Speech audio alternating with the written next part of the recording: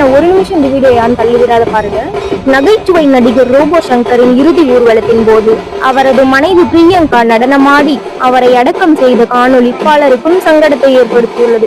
எனது புரியல, சங்கடத்தை ஏற்படுத்தியுள்ளதா? பிரிதல் என்பது மிகவும் புரிதலின் அவசியம். பண்பாடுன்னு ஒண்ணு இருக்கு, அதை ஏற்றுக்கிறதுக்கு மிகப்பெரிய மனத்தயக்கம் இருக்கிறவங்க மட்டும்தான் இறப்புல நடனம் ஆறது மிக தவறுன்னு என்று சொல்லி பேசுவாங்க. துன்பம் வரும் வேளையிலே சிரிங்க, துன்பம் வரும் வேளையிலே சிரிங்க என்று அழகா வள்ளுவர் எழுதி போயிருக்காரு. உதாரணத்துக்கு ரோபர்ட் மாஸ்டர் எனக்கு அம்மான்னா ரொம்ப பிடிக்கும்னு சொல்லியிருப்பாரு. அம்மா இறந்த பின்பு சொத்து பிரிச்சு பிடிப்பாங்க பார்த்துருக்கீங்களா தன் பிள்ளைகளுக்காக. ஆனா அம்மா எனக்கு கொடுத்த மிகப்பெரிய ஒரு சொத்தே எனக்கு நடனம் மட்டும்தான்.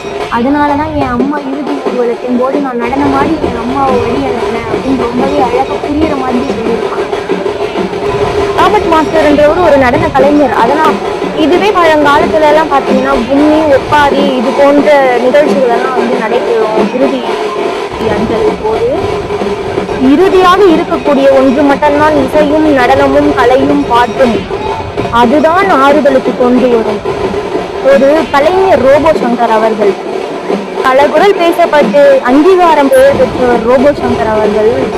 இதுல ஒண்ணுதாங்க நடனம். அந்த நடனத்தை தான் அவங்களோட மனைவி வந்து அவரோட இறுதி அஞ்சலிக்காக, அவரோட ஆன்மா சாந்தடுவதற்காக அந்த நடன கலையை அவங்க ஆடிட்டு அவங்களோட துக்கம், அந்த துக்கத்தை வந்து யாரும் வந்து இழிவுபடுத்தாதீங்க, யாரும் வந்து தேவையில்லாத வார்த்தைகளை வந்து பேசாதீங்க.